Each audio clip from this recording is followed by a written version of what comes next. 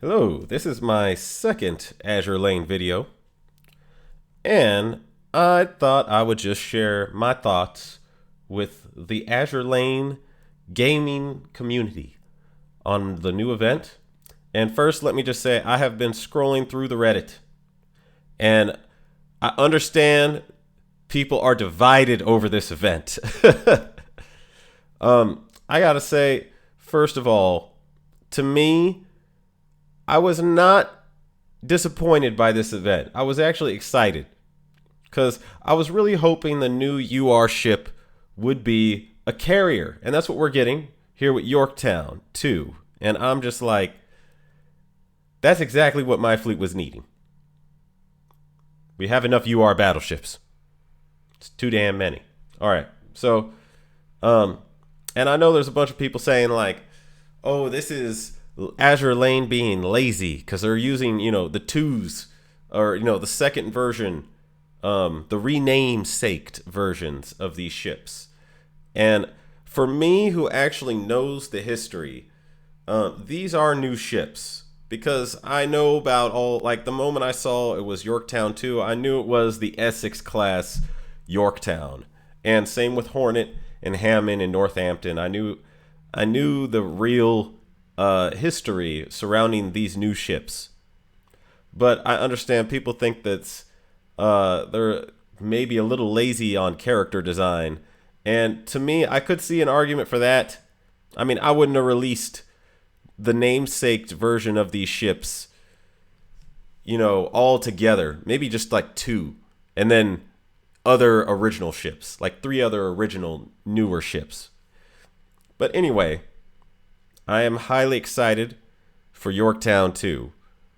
And if you look at her character design, I think she has angel wings, and that maybe her symbolically returning back. And I think a lot of the reason why they made Yorktown 2 a UR is specifically because of the lore of the story and the relevance that original Yorktown has to Enterprise. So, like, making Yorktown 2 a UR to me was a lore-based decision. And she looks very angelic, sort of like she just floated down from heaven. But one interesting thing I found is if you look at her rigging or her art, the full art has stars going along an arch in the back. And there's a bunch of people saying that looks just like the Paramount logo in you see before a movie starts made by their studios.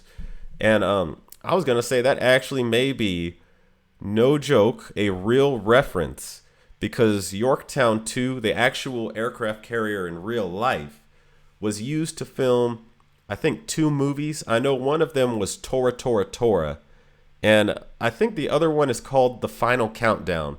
I'm not sure. It is a science fiction film. But Yorktown 2 has some very cool references, and the art is definitely UR level. If you go down here to Northampton 2, I will say this. Northampton 2, her art looks almost like it was made by an AI. And I'm like, I'm kind of looking at, like, I do actually like the design.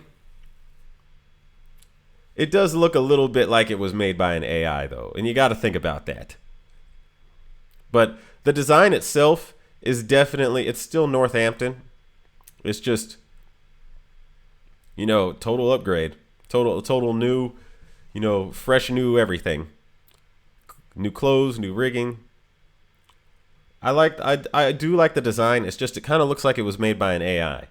And then Hornet 2 is actually very clearly, I don't know what to say. It reminds me of Hornet. It's like a perfect callback to her. And Hammond 2, who is actually a destroyer escort. Also, fairly good design. I'm curious how they're going to handle Hammond 2 being a destroyer escort, though. That's going to be interesting. Like, I don't know what the all-out barrage is. And I am excited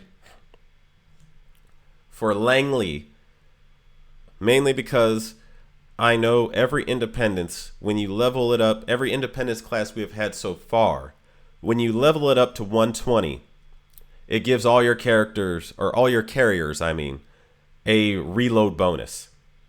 And I have the reload almost maxed out on all my carriers. I just did not get Aquila. That one reload point is missing, but I think we are going to get another reload point if you max out the Independence class Langley to level 120.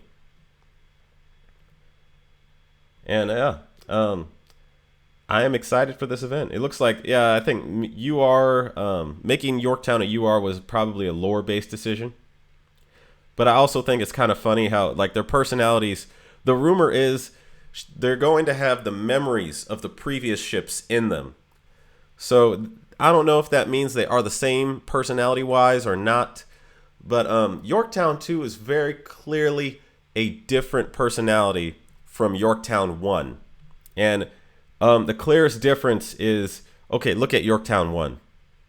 She is modestly dressed. Notice how modestly dressed she is. She is the most modestly dressed of all the Yorktown sisters.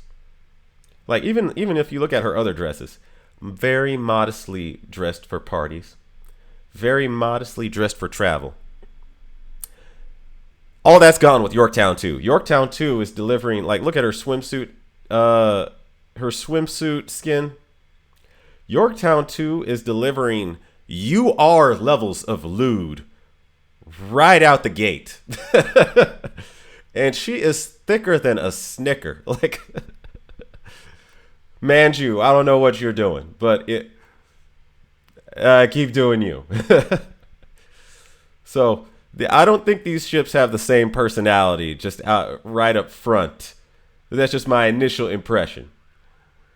But except maybe Hornet may have the most similar personality. But yeah, those are my thoughts.